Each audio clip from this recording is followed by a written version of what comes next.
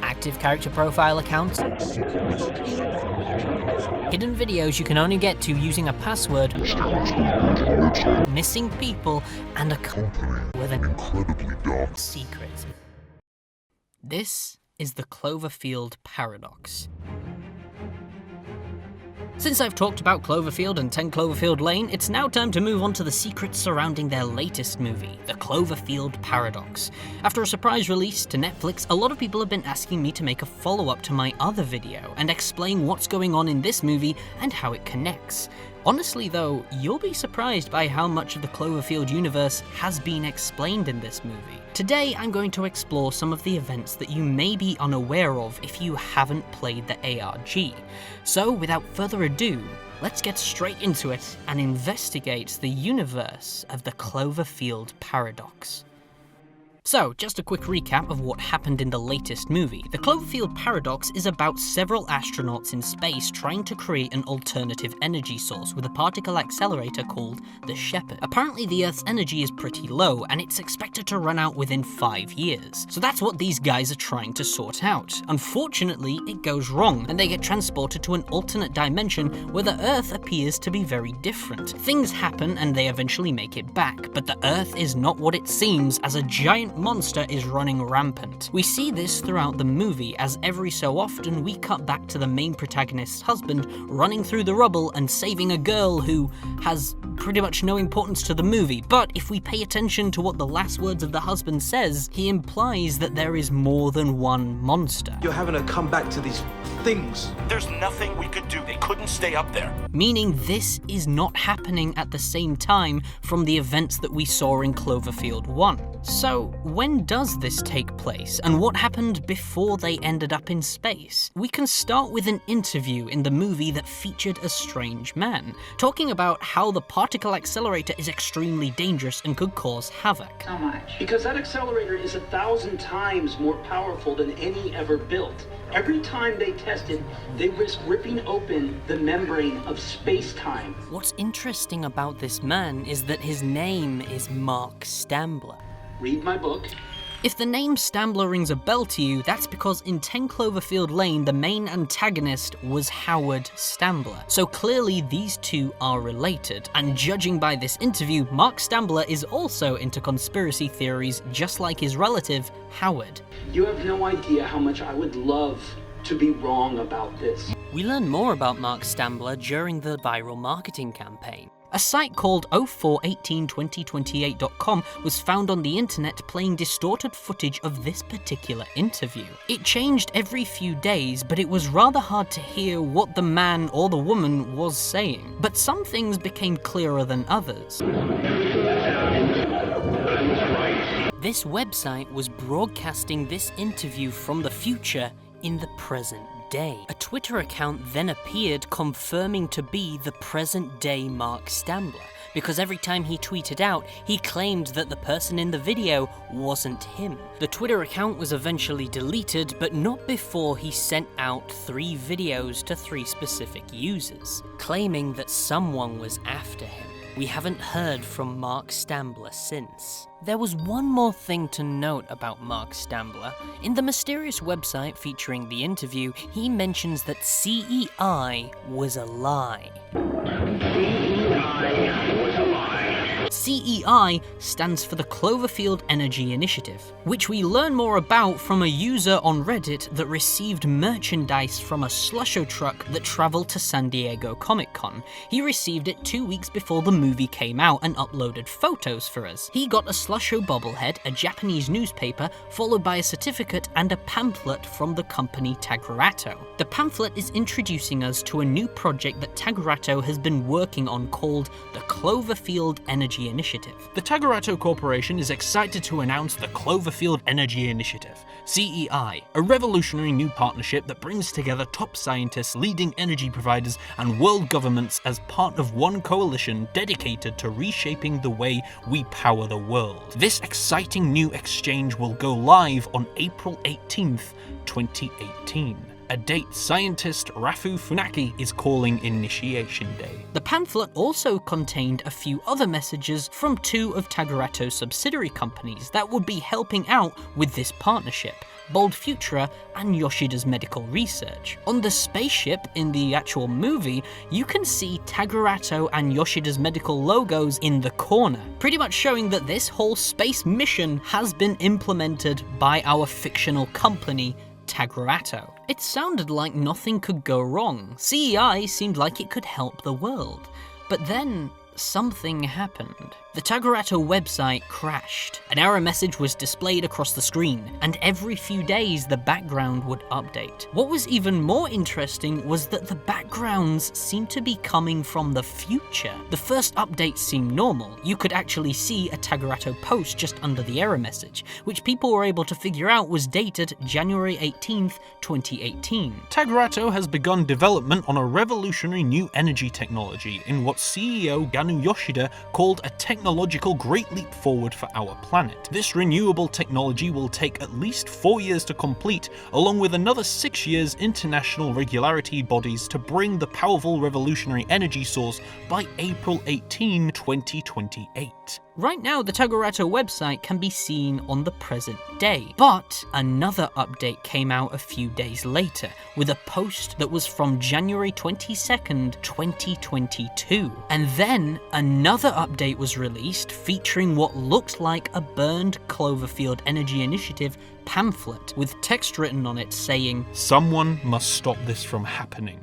This is nothing but a cover for a reckless experiment that will reset the world's grid. Stop this to save the world. Tidal Wave." Remember Tidal Wave from the first movie's viral marketing campaign? Well, it seems sometime in the future they've returned and are trying to warn people about the dangers of what the Cloverfield Energy Initiative really is. The latest update to the Tagurato website appears to be in Hebrew. People have struggled to translate what exactly has been said in this one, but it sounds like a newspaper article from 2007 about a road closure in a town near the Dead Sea, followed by writing in English placed on the center of the page. Tagurato's real reason to steal the rest of the world's energy. They've spent 20 years, something to open it. Not worth the cost of the world. Tidal Wave.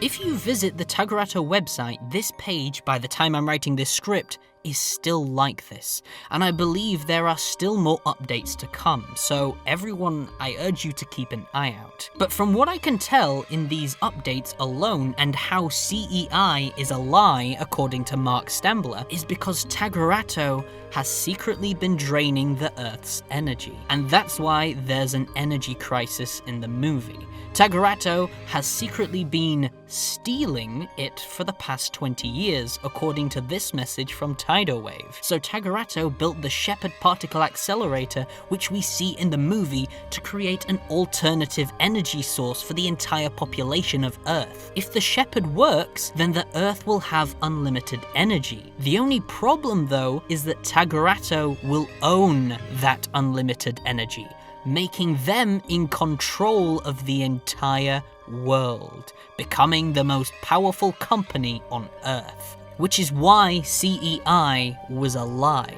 It was created to help secretly destroy the world's existing resources and replace it with their own. We can probably see one of Tagurato's methods being implemented in the Slusho truck that arrived at San Diego Comic-Con. It seemed harmless, just handing out Slusho drinks. Not to mention the customers had power sticks handed out to them. It also had a Twitter where it updated every so often about how it traveled through the US to different cities. What was linking all of these cities together was that they all had some kind of station that generates power. Cooley Dam had a hydroelectric power generator, Moss Landing has a nuclear gas power plant, Springerville has a coal-fired generating station, and a solar generating station. So I feel Tagurato is going from city to city disguised as a Slusho truck, stealing the world's energy. Eventually, when there's none of it left, we'll have an energy crisis, and Tagurato will jump in and pretend to be the hero by creating the Shepard particle accelerator.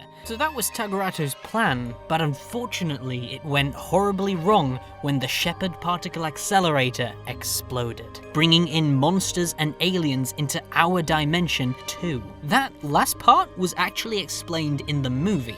Remember the interview with Mark Stambler and the woman? Everything is explained in that one scene. She asks him what does he think will actually happen if the Shepard works, and he answers with this. Every time they tested, they risked ripping open the membrane of space-time, smashing together multiple dimensions.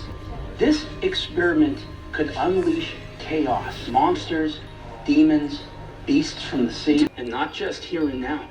In the past, in the future, in other dimensions. After the particle accelerator exploded, it ripped through time and space, creating all the monsters we see in the two previous movies. He also mentions that this would travel through multiple dimensions and cause havoc for all of them, meaning the best way to describe this whole thing is that Cloverfield and 10 Cloverfield Lane take place in two different dimensions, and so does Cloverfield Paradox. This basically explains why on the Tagarato website we were getting messages and posts from the future. It was just parts of the future colliding with the present after the particle accelerator exploded. Same with the 04/18/2028 website. Someone didn't create that website, it's the present colliding with the future. We're picking up an interview that took place on the 18th of April 2028, meaning this is the date the Cloverfield Paradox is most likely taking place. Some people have expressed concern about this explanation, basically saying that this whole movie retconned previous ARG material. They believe now that the Shepard actually was the one that woke up the monster from under the ocean. They believe the Shepard is the one that made the aliens appear on Earth in 10 Cloverfield Lane.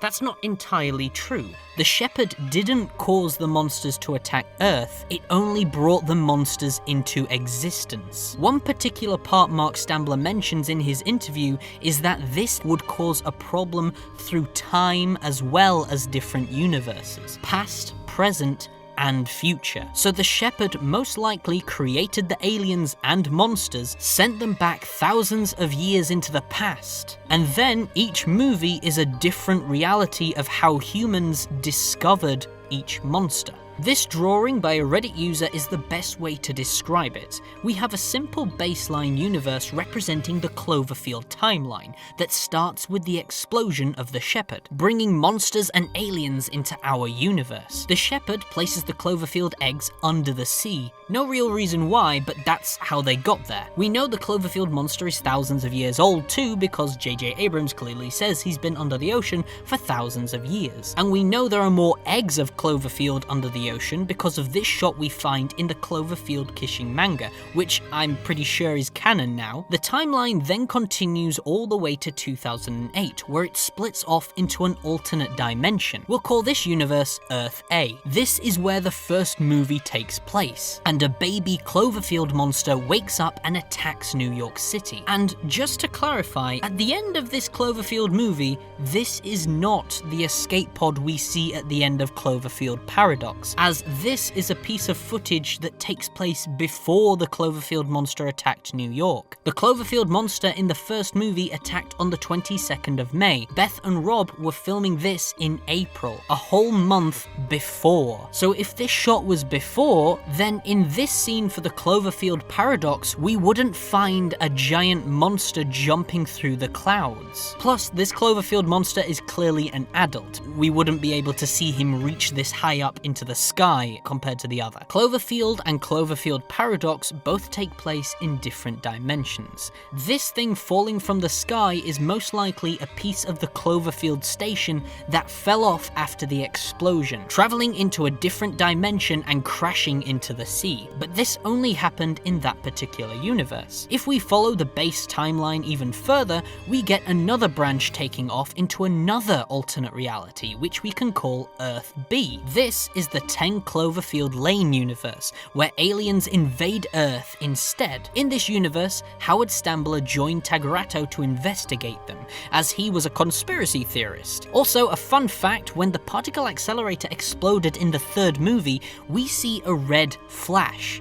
In 10 Cloverfield Lane, Emmett talks about how we saw a red flash in the sky and thought that was the end of the world. What Emmett actually saw was the Shepherd exploding in another time and dimension. We then follow the timeline even further before it breaks off again, and we get two new dimensions, Earth C and Earth D. Earth C being the one we find at the beginning and end of Cloverfield Paradox, and Earth D being the dimension the crew accidentally travel to during the movie. The Shepherd explodes in the movie and its energy travels back in time, creating the monsters, aliens, and other stuff. And the cycle repeats. These aliens and monsters have always been there for thousands of years, but the reason they exist is because of the particle accelerator that took place in the future, and that's why it's called the Cloverfield Paradox. Tagrato is the cause of all this. They wanted to control the world, and by doing so, they created the very monsters and aliens that could wipe out the human race across multiple dimensions. And that, I believe, is why they are so important to the story. In future movies, we'll probably always see some kind of red flash or a piece of debris fall from the sky because pieces of the Cloverfield station have been scattered across time and space. I feel J.J. Abrams really missed out on an opportunity here. I feel this would have been such an entertaining world if it all took place in one timeline, and every movie was unrelated story-wise, but played a key part in the timeline. I may make a video about what I would have done with the franchise, but for now, I'll end the video here. Thank you guys so much for watching. Feel free to leave a like and subscribe if you want to see more. I also have a Patreon now that you can check out, and it's got stuff there. Maybe you'll be interested. Who knows? I don't know. I'm just glad I got this video out because goodness me, it took me like a week to make, and then frigging everyone else uploads their explained video for Cloverfield within a day, and I'm just here like, what? How? Why? This is not fair. I'm just slow. I'll see you in the next video. Thank you for watching.